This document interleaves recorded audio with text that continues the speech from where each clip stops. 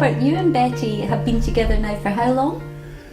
We've been married for 62 years and we've known each other over 70 years. Amazing. And tell me, when did you first notice any change in Betty in terms of the memory and self-care? About 8 years ago when we used to drive up to my mother's place at Wentworthville, and she was a little bit slow in stopping at traffic lights, and I was getting a bit worried.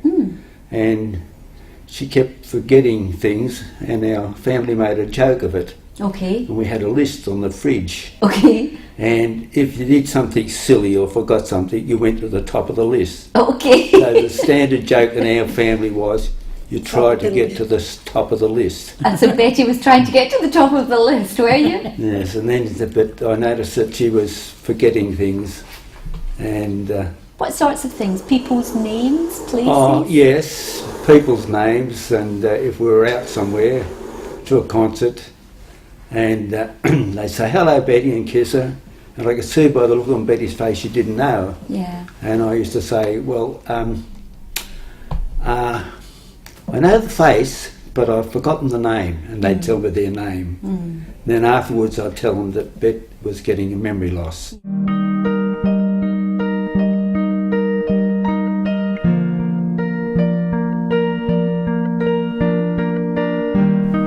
Well, it was very hard coping with it at first, and my family kept saying, we had a few family meetings, and they says, "You should take Betty and put her in care." Yeah. And I'll put her in her home, as they mentioned it. And give me just a little reminder of the sorts of day-to-day things that would cause problems.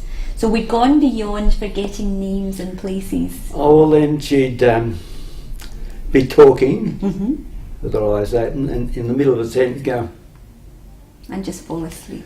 And then I got home care in, they used to shower, and they used to be worried sometimes because Betty'd fall asleep while they were showering her. Yeah. She fell out of bed, and I came in and she was unconscious on the floor, and I rang for an ambulance, and she was in Wollongong Hospital. And I joined the Dementia Awareness Group, Alzheimer's. Yeah. And they have a sit around of half a dozen people or so, and we have sharing and we relate to each other. And that's like a support that was group the for catalyst for putting in care, because they said I would feel guilty. Yeah. See, and I did. When Betty first went away, I had a guilty complex, and they still don't. But then the weights were lifted off my shoulders. And you're back to being friends rather than being the support person. Right. So that's been helpful. Yeah, and that was a great thing. And then I I used to and I used the internet, and I used a lot of studying. But one of the most important things was you don't argue. Yes, and that's what I was about to ask you. So tell me some of the things that could cause distress between you. So the sorts of things that Betty might get confused or annoyed about. Well, if I said, "Oh, you've already told me that," I'd notice you'd stiffen up and shake the hand and says, "No, you haven't." Yeah. And then I learnt is you don't argue. Yeah. And you agree with everything. And just try and then you also, and the people with dementia I notice, and with Betty too, she'd say to me sometimes, "You're angry with me, aren't you?" No. So you learnt to smile even if you was a bit depressed. Yeah. So I used to practice in front of the mirror. Okay. So, but it's important because they're very susceptible to your moods. So if you're looking a bit glum, what's wrong? Yeah. And the catalyst that made to move into the thing, I used to have trouble with tablets, and they have down there with tablets. She secretes them somewhere. So she doesn't always manage to swallow things properly. And she was on to 8 tablets at a time. Yeah. And was sitting on the lounge and giving a breakfast, and I'd give her, say, "You've got to take these before you have your breakfast, okay? Open your mouth." And then, but with this thing here that nearly broke my heart was, I said, you swallow them, here's a glass, drink the water, And she went forward and she spat them all out into the porridge.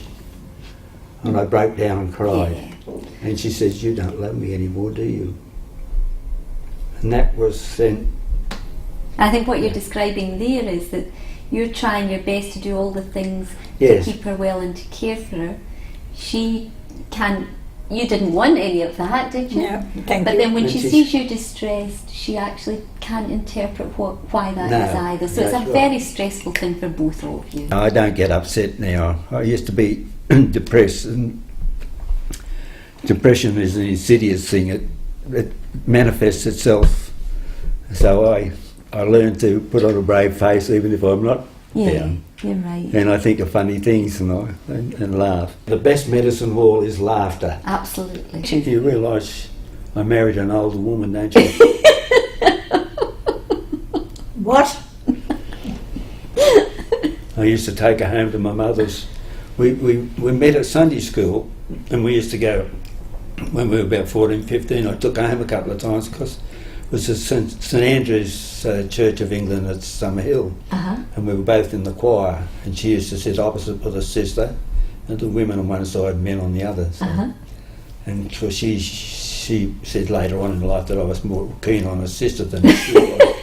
It's not true. I don't believe that, But do you? I took her home to my mother, and she kept saying, "Son, that's the woman that's the girl you should marry." I said, There you "But Mum, are." she's older than me." She said, "It doesn't matter, son. An older woman is wiser and had more experience." And no one ever told me what she meant. I can't find out. I don't know whether you've had any thoughts about the future or plans or... Oh how you'd yes, like I've things put to everything be. in place about the palliative.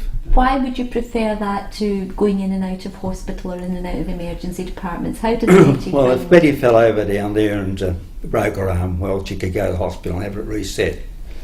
But if Betty got pneumonia or a chest infection or something like that, and they say, "Well, do you want her to go to hospital or stay here?" I say, "Stay here." Yeah, and that's Because she's in the environment that she's used to. I've been to Wollongong Hospital several times with her, and she's been very distressed. That's exactly right. So that familiarity and that routine actually allows Betty to maintain her dignity and to be less distressed. And unfortunately, in a busy hospital, moving from department to department with changes of staff is really quite distressing. Betty, I don't know if you remember much about Wollongong when you've been in the emergency department. It's pretty busy. Was it? Yeah. But I think the times that Robert's been with you, it's quite distressing for Betty. Yes.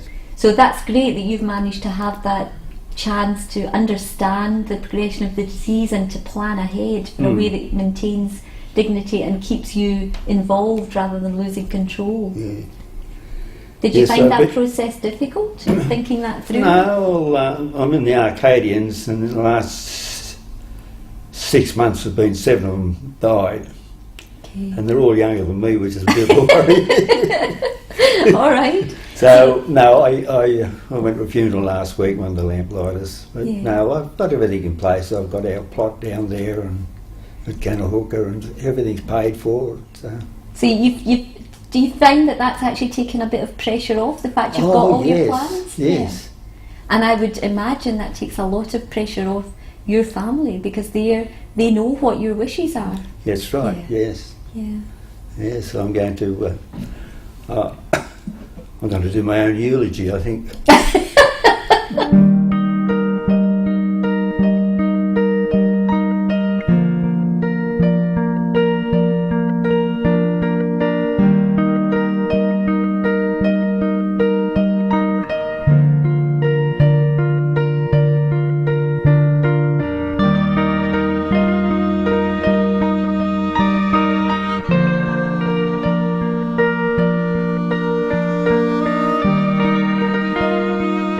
And we sit out in the backyard because it's got a lovely garden. She loves the flowers and everything. And we can be sitting there for 20 minutes and say, "Can I go home now?" She only does it to trick me, don't you? Yes. Yeah. And I think you're tricking them. But she's happy, and that She's very makes me happy. And they smile.